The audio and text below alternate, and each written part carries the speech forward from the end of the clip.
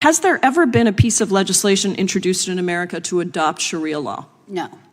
Does Sharia law require Muslims living in the United States to violate American law? No. And are there any state or federal courts that follow Sharia law instead of American law? No. Have you seen any poll in this country, to your knowledge, that puts Sharia law at the top of the concerns of Americans today? No, I have not. Me neither. Me neither. Nowhere does it show up as a top concern.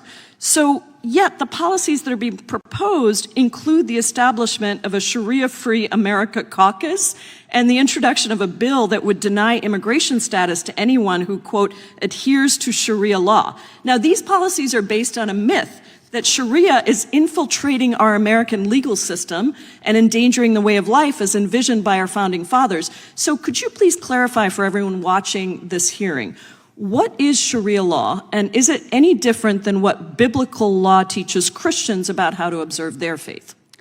So Sharia is translated or understood to mean the path to water, and it refers to the religious principles that guide Muslims in their beliefs and actions. So it's a set of rules on how to pray and dress and fast and other dietary restrictions. And in that way, it's very similar to other kinds of religious laws that Christians or Jews or members of other faith communities follow to guide them in how they practice their religion.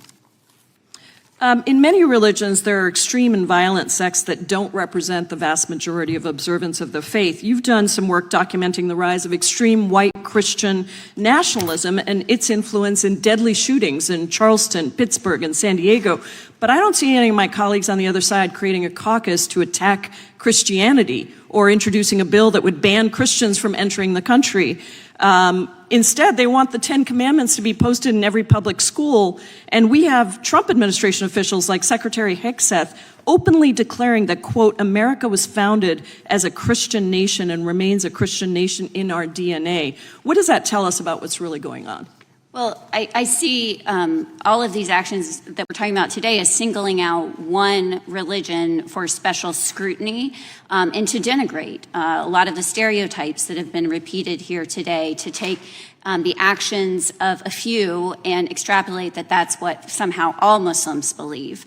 When we would never, as Christians, say that, for instance, like the killer at Mother Emanuel AME Church, who claimed that he was there because of his religious beliefs, we wouldn't say that that extrapolates to all Christians. And so it is a double standard.